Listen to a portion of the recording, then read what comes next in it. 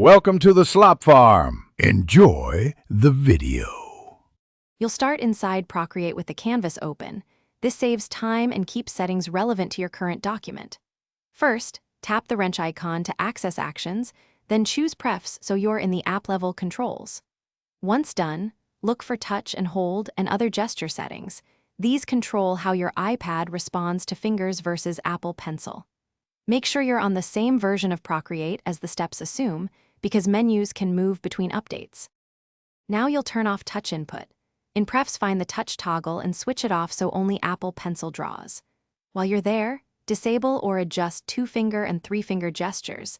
These often cause unintended marks during sketching. If you use touch and hold, change its action to quick menu or set the duration longer so you don't trigger it accidentally.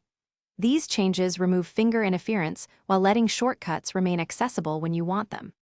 Finish by testing. Draw with your Apple Pencil and touch the screen with a finger to confirm fingers no longer mark the canvas.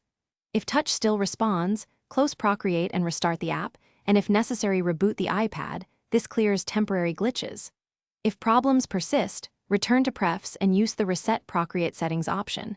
This restores defaults without affecting iPad system settings. One troubleshooting tip: check iPad accessibility touch settings too, since system-level options can override app behavior. Thanks for watching. Consider subscribing if we helped you today.